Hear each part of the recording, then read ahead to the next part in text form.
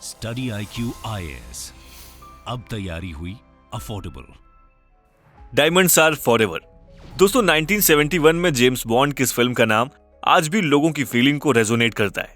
आज डायमंड सिर्फ एक रिसोर्स ही नहीं बल्कि लोगों के प्यार का प्रतीक बन गया है। कोई भी मैरिज या फिर एंगेजमेंट डायमंड के बिना पूरी नहीं होती।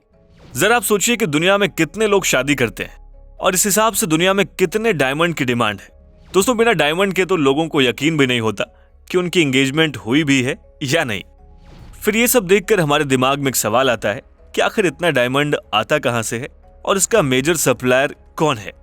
दोस्तों जवाब सुनकर आप शायद थोड़े हैरान हो जाए, लेकिन वर्ल्ड में 90% पॉलिश्ड डायमंड इंडिया एक्सपोर्ट करता है और इसमें भी 99% कंट्रीब्यूशन सूरत का है। जी हाँ दोस्तों, ये वही शहर है जिसको the silk city, the green city या फिर डायमंड सिटी के नाम से जाना जाता है। 100 साल पुराने सूरत के इस डायमंड ट्रेड ने उसको nerve centre of global diamond industry बना दिया है। मिंट के एक आर्टिकल के मुताबिक इंडिया हर साल 24 बिलियन पॉलिश्ड डायमंड्स एक्सपोर्ट करता है और देखा जाए तो यह नंबर किसी भी देश और उसके लिए काफी बड़ा है। डायमंड एक्सपोर्ट की वजह से 2001 से 2008 के बीच में सिर्फ अकेले सूरत शहर की जीडीपी 11.5% बढ़ जाती है और ये किसी दूसरे इंडियन सिटी से काफी बड़ा नंबर था। लेकिन दोस्तों आज सूरत की डायमंड इंडस्ट्री अपना एक बहुत बुरा फेज देख रही है। इकोनॉमिक टाइम्स के एक आर्टिकल के मुताबिक लगभग 20,000 वर्कर्स को काम से निकाल दिया गया है। साथ ही आज सूरत की कई बड़ी डायमंड फैक्ट्रीज में trade Wars, currency fluctuations, Covid crisis, Russia Ukraine war और जियोपॉलिटिकल तनाव की वजह से रिसेशन देखने को मिल रहा है, जिसकी वजह से सूरत की स्थिति काफी खराब होती जा रही है। दोस्तों हालात इतने खराब हैं कि अनएम्प्लॉयमेंट की वजह से लोगों ने सुसाइड करना भी शुरू कर दिया है और फाइनेंशियल प्रॉब्लम के चलते अब तक कुल 4 लोगों ने आत्महत्या कर अपनी जान दे दी है। दोस्तों फिर सवाल यह है कि ऐसा क्यों हुआ कि जो शहर देश की जीडीपी में इतना ह्यूज कंट्रीब्यूशन करता था, आज वही इतना बड़ा अनएम्प्लॉयमेंट का दौर फेस कर रहा है। साथ ही 90% वर्ल्ड को डायमंड प्रोवाइड करने वाला हमारा देश आज अपने वर्कर्स को स्टेबल जॉब और फाइनेंस प्रोवाइड क्यों नहीं कर पा रहा है। स्वागत है आप सभी का स्टडी IQ में। अनुराग पांडे नाम है हमारा और आज के इस वीडियो में हम यही समझेंगे कि किन कारणों के चलते सूरत ने अपने शाइन को खो दिया है। दोस्तों वीडियो को कंटिन्यू करें उससे पहले आप सभी के लिए एक इंपॉर्टेंट अपडेट है। दरअसल IAS की तैयारी को और भी अफोर्डेबल एंड कॉम्प्रिहेंसिव बनाने के लिए स्टडी IQ आपके लिए लाया है P2I, that means prelims to interview program 2024। दोस्तों इसके जरिए आप प्रीलिम्स, मेंस एंड इंटरव्यू यानी UPSC एग्जाम के तीनों स्टेज की तैयारी एक साथ कर सकते हैं। UPSC सिलेबस को कंसीडर करते हुए इस बैच में आपको लाइव क्लासेस के through basic to advance cover कराया जाएगा। साथ ही mentorship, test series, crash course, notes और बुक्स, ये सब कुछ भी आपको इस बैच में मिल रहा है। CIS live prelims to interview 2024 batch को अगर आप ज्वाइन करना चाहते हैं और आप AN लाइव कूपन कोड का इस्तेमाल करते हैं तो इस बैच की टोटल फीस 45,000 की बजाय आप इसे 29,999 का अवेल कर सकते हैं। इस बैच से रिलेटेड अधिक जानकारी के लिए आप स्क्रीन पर दिए गए नंबर पर कॉल कर सकते हैं या फिर वीडियो के डिस्क्रिप्शन बॉक्स में दिए गए कोर्स से रिलेटेड PDF को भी डाउनलोड कर सकते हैं। दोस्तों सबसे मजेदार बात तो यह है कि इंडिया जो वर्ल्ड को 90% डायमंड सप्लाई करता है, उसका नाम वर्ल्ड के टॉप 10 डायमंड प्रोड्यूसर्स में कहीं भी नहीं आता और इसका जवाब भी हमें उसके इतिहास में मिल जाता है। दरअसल कहानी की शुरुआत होती है 1726 में। दोस्तों भारत में मध्य प्रदेश के पन्ना माइन से सबसे ज्यादा हीरे मिलते थे और इस टाइम सूरत का डायमंड माइनिंग में कोई भी नामो निशान नहीं था। देखा जाए तो सूरत उस समय ज्यादातर क्लॉथिंग और टेक्सटाइल इंडस्ट्री के लिए जाना जाता था। दोस्तों अगर हम सूरत के इतिहास में जाएं तो वहां पर ब्रिटिशर्स और पोर्टुगीज ने पहले से ही सूरत के जेम्स, बीड्स और फियस्ट स्टोन को एक्सपोर्ट करना शुरू कर दिया था। लेकिन सूरत की डायमंड इंडस्ट्री की हम्बल बिगनिंग्स 1900 में शुरू होती है जब 2 पाटीदार कम्युनिटी के गुजराती भाई यानी गंदा भाई कुबेरदास मौजीवनवाला और रंगील दास कुबेरदास मौजीवनवाला सूरत के वादी फलिया इलाके में डायमंड की कटिंग और पॉलिशिंग का काम शुरू करते हैं और धीरे धीरे यही कम्युनिटी 50 साल में एक लार्ज स्केल इंडस्ट्री सेटअप करती है। दोस्तों SRK एक्सपोर्ट्स के फाउंडर गोविंद ढोलकिया कहते हैं कि सेकेंड वर्ल्ड वॉर ने भी सूरत का रुझान डायमंड्स की ओर कर दिया था। दरअसल 1940 से पहले डायमंड पॉलिशिंग और कटिंग का बिजनेस रंगून यानी कि आज के यांगून में होता था, जो कि म्यांमार का हिस्सा है। लेकिन जब जापानीज ने म्यांमार पर इन्वेड किया तब वहां के कई सारे कारीगर वापस अपने होम टाउन सूरत में आ गए। इसके बाद हमें एक बड़ा शिफ्ट देखने को मिलता है और व्यापारी रंगून की जगह सूरत में अपना डायमंड भेजना शुरू कर देते हैं। देखा जाए तो उसके बाद 1956 में मुंबई के डायमंड मर्चेंट एसबी शाह एक नेचुरल डायमंड यूनिट की शुरुआत करते हैं, जहां पर प्रॉपर तरीके से कटिंग और पॉलिशिंग का काम किया जाता है। दोस्तों, इसमें सबसे बड़ी बात यह थी कि एचबी शाह डिफरेंट कम्युनिटीज के कारीगर को बुलाकर एक साथ उनसे काम कराते हैं, जिसकी वजह से उनकी प्रोडक्टिविटी एंड फाइनल आउटपुट काफी अच्छा आने लगा। फिर हम देखते हैं कि मिड 60s में गवर्नमेंट एक ऐसी पॉलिसी लेकर आती है जो डायमंड इंडस्ट्री के लिए गेम चेंजर साबित होती है। दरअसल गवर्नमेंट की ओर से बनाई हुई एक्सपोर्ट प्रमोशन काउंसिल एक न्यू रिप्लेनिशमेंट लाइसेंस पॉलिसी बनाती है और इसके तहत डायमंड कंपनीज किसी भी फॉरेन देश से रफ डायमंड एक्सपोर्ट कर सकती थी। और इसमें यह नियम था कि रफ डायमंड की कीमत भी फाइनल पॉलिश डायमंड के 70% के बराबर मानी जाएगी। दोस्तों, इस पॉलिसी ने पूरे डायमंड इंडस्ट्री को बूस्ट कर दिया। अगर इसे एक एग्जाम्पल से समझे तो मान लीजिए कि एक ज्वेलरी कंपनी है जो बहुत ही सुंदर ज्वेलरीज बनाती है और वो अपनी ज्वेलरी को बेचकर 100 करोड़ रुपए कमाती है। दोस्तों, इस पॉलिसी के अनुसार वो जो भी रफ डायमंड बाहर के देशों से इंपोर्ट कराएगी उसकी कीमत लगभग 70 करोड़ की होगी। और तो और वो इस रफ डायमंड से भी और ज्वेलरी बना सकती है और देखा जाए तो इससे क्लियर कट उस कंपनी का प्रॉफिट तुरंत बढ़ जाएगा। देखते देखते 1966 से 67 तक इंडिया से डायमंड एक्सपोर्ट की कीमत 28 मिलियन यूएस डॉलर्स तक पहुंच गई। और सूरत को डायमंड इंडस्ट्री में इतना आगे करने के पीछे इस पॉलिसी के साथ वहां के कारीगरों का भी बहुत बड़ा हाथ रहा। दोस्तों, 1960 से 2000 तक जब लिमिटेड टेक्नोलॉजिकल टूल्स अवेलेबल थे, तब इनके एक्स्ट्रा एफर्ट और शार्प आइज से ही हीरा निखर कर सामने आता था। और इस तरह से देखें तो गवर्नमेंट, बिजनेसमैन और वर्कर्स यानी सबकी मेहनत और एफर्ट से सूरत वर्ल्ड में लार्जेस्ट डायमंड का एक्सपोर्टर बन गया। दोस्तों, आइए बात करते हैं प्रेजेंट टाइम की, जहां पर ये इंडस्ट्री कई बड़े प्रॉब्लम्स को फेस कर रही है। दोस्तों, वर्ल्ड की लार्जेस्ट डायमंड एक्सपोर्टर सिटी से जब ये खबर आती है कि 20,000 वर्कर्स को निकाल दिया गया है, तो ये सबको चौंका देती है। आइए समझते हैं कि आखिर ऐसा क्या हुआ जिसकी वजह से आज सूरत को अपनी ये हालत देखनी पड़ रही है। दोस्तों, ये प्रॉब्लम सिर्फ अभी की नहीं है। साल 2019 में यूएस चाइना के ट्रेड वॉर के साथ भी सूरत की इंडस्ट्री पर बहुत बुरा इम्पैक्ट पड़ा था। दरअसल सूरत के 42% पॉलिश डायमंड्स चाइना में जाते हैं और वहां पर चाइनीज उसमें वैल्यू एडिशन करके उसको डायमंड ज्वेलरीज में बदलकर पूरे वर्ल्ड में एक्सपोर्ट करते हैं। देखा जाए तो इसमें सबसे ज्यादा एक्सपोर्ट्स अमेरिका में होता है।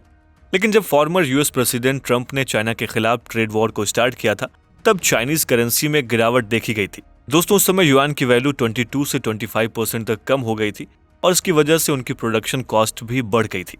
देखा जाए तो इसका सीधा असर सूरत में देखने को मिला और उनकी पॉलिश डायमंड की कीमत में काफी कमी आ गई। रफ डायमंड का रेट पॉलिश्ड डायमंड से काफी बढ़ गया, जिसका असर प्रोडक्शन पर पड़ा और कई सारे सूरत वर्कर्स को अपनी नौकरी गंवानी पड़ी। दोस्तों, फाइनेंशियल ईयर 2021 में जहां इंडिया के जेम्स एंड ज्वेलरी एक्सपोर्ट्स की वैल्यूएशन 1.82 लाख करोड़ रुपीस थी, वहीं 2023 में संख्या घटकर 1.76 लाख करोड़ रुपीस हो गई है। वर्कर्स की यूनियन ये क्लेम कर रही है कि कई सारी कंपनियों में लेइंग ऑफ की लेवल 65% तक बढ़ गई है और इसकी वजह फॉरेन देशों के गिरते आर्थिक हालात हैं। दोस्तों, चाइना में जहां पॉलिश्ड डायमंड की काफी खरीदारी होती थी, आज वही देश कोविड की वजह से एक बुरी इकोनॉमिक हालत से जूझ रहा है। कुछ दिन पहले ये खबर भी सामने आई थी कि चाइना में कोविड का एक न्यू वेरिएंट XBB देखने को मिला है और एक्सपर्ट्स का कहना यह है कि ये नया वेरिएंट इतना खतरनाक है कि एक वीक में 65 मिलियन तक केसेस पहुंचा सकता है। देखा जाए तो इस समय लोगों के अंदर कोविड का डर है और इसी के चलते लोग अपना पैसा डायमंड खरीदने में बिल्कुल भी नहीं लगाना चाहते हैं।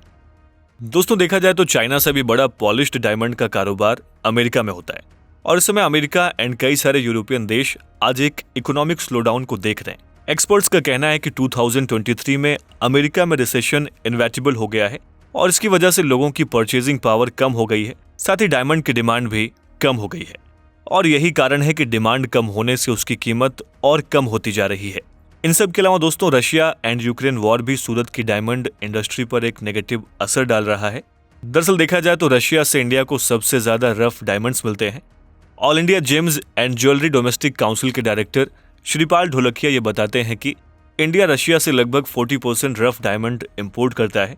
देखा जाए तो ये डायमंड भी सबसे ज्यादा रशिया की अल्रोजा माइन से आते हैं और साल 2022 में ही अमेरिका और कई सारे देशों ने इस अल्रोजा माइंस पर पाबंदी लगा दी है और इससे दुनिया में 30% की रफ डायमंड की आपूर्ति प्रभावित हो गई है।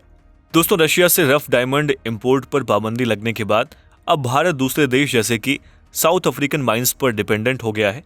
और इसका असर सीधे डायमंड के प्राइस पर पड़ रहा है।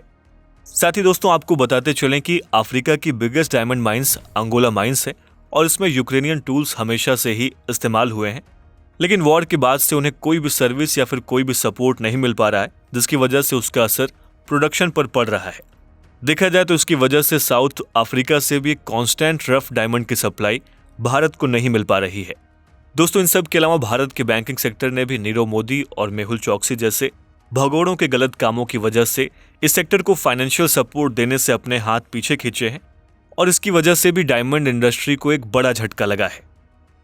दोस्तों आइए भी समझते हैं कि इंडिया की डायमंड इंडस्ट्री को इस प्रॉब्लम से बाहर लाने के लिए क्या किए जाने की जरूरत है। दोस्तों हमारा देश शुरुआत से ही सोशल वेलफेयर को प्रमोट करता है और इस समय भी उसकी कुछ जिम्मेदारी बनती है कि वो इस डायमंड इंडस्ट्री को दोबारा से अपने पैरों पर खड़ा करने में मदद करे, साथ ही साथ इसके बड़े वर्कफोर्स को हर लेवल पर सपोर्ट करे। आइए बात करते हैं ऐसे ही कुछ सॉल्यूशंस पर। दोस्तों इंडिया की डायमंड इंडस्ट्री को इस प्रॉब्लम से बाहर निकालने में इंडियन गवर्नमेंट सबसे बड़ा रोल प्ले कर सकती है। अगर देखा जाए तो पॉलिश्ड डायमंड्स के जीएसटी रेट में अगर थोड़ी कमी कर दी जाए तो इस इंडस्ट्री को थोड़ी राहत मिल सकती है। पिछले साल कट एंड पॉलिश्ड डायमंड्स की जीएसटी 0.25 से बढ़ाकर 1.5% कर दी गई थी। ऐसे में सरकार को अपने ऐसे फैसलों पर फिर से विचार करना चाहिए और पुराने जीएसटी रेट वापस से लागू करने चाहिए। साथ ही दोस्तों इस इंडस्ट्री में ज्यादातर डायमंड क्रेडिट यानी कि उधारी पर ही बेचा जाता है। डायमंड की हाई कॉस्ट होने की वजह से लोग क्रेडिट पर इसको खरीदते हैं और इसका पहला क्रेडिट पीरियड 180 से 270 दिनों तक का हुआ करता था। जब इंडस्ट्री का इकोनॉमिक स्लो डाउन होना शुरू हुआ तब यह क्रेडिट बिजनेसेस मॉडल काफी प्रॉब्लमेटिक बन गया और 2019 में इंडियन इकोनॉमी में एक एब्रप्ट स्लो डाउन देखने को मिला। फिर बाद में 2020 में कोविड ने सिचुएशन को और वर्स बना दिया, जिससे लोगों के पास अपने क्रेडिट को चुकाने के लिए पैसे भी नहीं थे। दोस्तों इस सिचुएशन के बाद इंडस्ट्री के लोगों ने इसके ऊपर काम करना शुरू किया और अपने टर्म्स को क्रेडिट में काफी चेंजेस करे, बल्कि कुछ डायमंड्स के लिए क्रेडिट सिस्टम को ही खत्म कर दिया गया। अब वो सीधे अपफ्रंट पेमेंट मांगते हैं और यहाँ तक कि अब सॉलिटेयर डायमंड्स के लिए उन्होंने जीरो टर्म पेमेंट मॉडल अपनाया है, जिसके जरिए जो पैसे देता है उसे ही डायमंड प्रोवाइड किया जाता है। दोस्तों इन सब के अलावा क्रेडिट टर्म्स को हटाने का बड़ा रीजन ये था कि इंडस्ट्री में कैश फ्लो हमेशा बरकरार रहे, क्योंकि इसके पहले तक लॉन्ग टर्म ऑफ क्रेडिट की वजह से उनके पास डायमंड्स का स्टॉक तो काफी रहता था, लेकिन एनफ कैश फ्लो नहीं रहता था, जिसकी वजह से वो ना तो अपने वर्कर्स को पे कर पाते थे और ना ही अपने day to day expenses manage कर पाते थे। दोस्तों अब वो अपनी गलती को सुधार कर डायमंड स्टॉक रखने की बजाय कैश फ्लो को मेंटेन करने पर जोर दे रहे हैं। हम ये जानते हैं कि अमेरिका का एक ह्यूज डायमंड कंज्यूमर बेस है, लेकिन साथ ही साथ हमें यह देखना चाहिए कि अमेरिका में एक इकोनॉमिक स्लो डाउन चल रहा है। ऐसे में हमें अमेरिका पर अपनी डिपेंडेंसी खत्म करके एक न्यू मार्केट की तलाश करनी चाहिए। और दोस्तों आज के टाइम पर इंडियन डायमंड इंडस्ट्री को फार ईस्ट की कंट्री जैसे कि जापान, साउथ कोरिया और मिडिल ईस्ट की कंट्री जैसे कि कतर और सऊदी अरेबिया जैसे देशों में अपना मार्केट एस्टेब्लिश करने के बारे में सोचना चाहिए। दोस्तों देखा जाए तो कई एक्सपर्ट्स का कहना यह भी है कि सऊदी अरेबिया में बहुत ही जल्द डायमंड इंपोर्ट की एक स्टेडी ग्रोथ आने वाले सालों में देखने को मिलने वाली है और एक एस्टिमेट के हिसाब से 2026 तक सऊदी अरेबिया में डायमंड इंपोर्ट की वैल्यू 7.5 मिलियन यूएस डॉलर्स तक पहुंच जाएगी। ऐसे में दोस्तों सूरत डायमंड इंडस्ट्री को अपना फोकस अब न्यू मार्केट एस्टैब्लिश करने में लगाना चाहिए। इन सब के अलावा आज की टेक्नोलॉजिकल एंड डिजिटल एज के हिसाब से ऑनलाइन ट्रेडिंग सूरत डायमंड इंडस्ट्री को रिवाइव करने में एक बहुत बड़ा इंपॉर्टेंट रोल प्ले कर सकती है। दोस्तों कई कंपनीज ने ऑनलाइन ट्रेडिंग स्टार्ट किया है और वो इससे काफी खुश भी हैं। देखा जाए तो बिना डायमंड को फिजिकली चेक किए सिर्फ उनके ऑथराइज्ड सर्टिफिकेशन यानी कि जीआईए और आईजीआई को वेरीफाई करके बड़ी ही आसानी से वर्ल्ड में डायमंड किसी को भी बेचा जा सकता है। और देखा जाए तो ऑनलाइन ट्रेडिंग से कई लोगों के बिजनेसेस दोगुने हो गए हैं। दोस्तों एलटीआर क्रिएटेड डायमंड्स के प्रेसिडेंट अमीश आरसाह बताते हैं कि सूरत की 10% डायमंड फैक्ट्रीज आज एक लैब ग्रोथ डायमंड्स को कट एंड पॉलिश करने का काम कर रही है। और जैसा कि हम सब जानते हैं कि नेचुरल रफ डायमंड को माइनिंग के थ्रू एक्सट्रैक्ट किया जाता है, लेकिन आज एक्सेसिव अर्थ माइनिंग एक बहुत बड़ी environmental and ecological problem create कर रही है। ऐसे में देखा जाए तो आज के यंगस्टर्स ऐसे प्रोडक्ट्स खरीदना चाहते हैं जो लग्जरी होने के साथ साथ सस्टेनेबल, एनवायरमेंट फ्रेंडली और अफोर्डेबल हो। और दोस्तों इसी की वजह से लैब में बने डायमंड, जिसको CVD यानी केमिकल वेपर डेपोजिशन डायमंड भी कहते हैं, इसकी डिमांड मार्केट में बढ़ती जा रही। साथ ही दोस्तों डायमंड वर्ल्ड के एक आर्टिकल के मुताबिक साल 2019 में इंडिया में लैब ग्रोन डायमंड्स का एक्सपोर्ट $443 मिलियन तक हुआ था। और देखा जाए तो 2020 के स्टार्ट में इंडिया के लैब ग्रोन डायमंड्स का एक्सपोर्ट 60% तक बढ़ गया था, जबकि वहीं नेचुरल डायमंड का एक्सपोर्ट 40% तक घट गया था। और इसको देखकर हमें ये साफ साफ पता चलता है कि इस समय लैब ग्रोन डायमंड्स की ही डिमांड है। दोस्तों जब हम डेटा देखते हैं तो हमें ये पता चलता है कि अप्रैल से नवंबर 2022 में 5.43% डायमंड का एक्सपोर्ट घटा है। और इस वक्त हमें ये याद रखना चाहिए कि कैसे सूरत की डायमंड इंडस्ट्री ने पूरे वर्ल्ड में इंडिया की चमक को बढ़ाया था। दोस्तों एक वक्त था जब एंटवर्प सिटी की ज्यूज कम्युनिटी पूरे वर्ल्ड की डायमंड इंडस्ट्री को डोमिनेट कर रही थी। उस वक्त हमारे गुजराती ट्रेडर्स ने अपनी मेहनत और स्ट्रांग बिजनेस सेंस की वजह से न केवल ज्यूज की मोनोपोली को खत्म किया, बल्कि भारत का भी नाम रोशन कर दिया। दोस्तों देखा जाए तो इतिहास में जैसे 60s में गवर्नमेंट, बिजनेसमैन और वर्कर्स यानी तीनों ने मिलकर इस इंडस्ट्री को खड़ा किया था, आज भी दोबारा उसी इतिहास को दोहराने की जरूरत है। कैसी लगी आपको हमारी ये वीडियो? इसके बारे में हमें इस वीडियो के कमेंट बॉक्स में जरूर लिखें। साथ ही इंडिया की डायमंड इंडस्ट्री को इस प्रॉब्लम से निकालने में आप भी अपने को सुझाव हमें इस वीडियो के कमेंट बॉक्स में दे सकते हैं। स्टडी IQ IAS, अब तैयारी हुई अफोर्डेबल।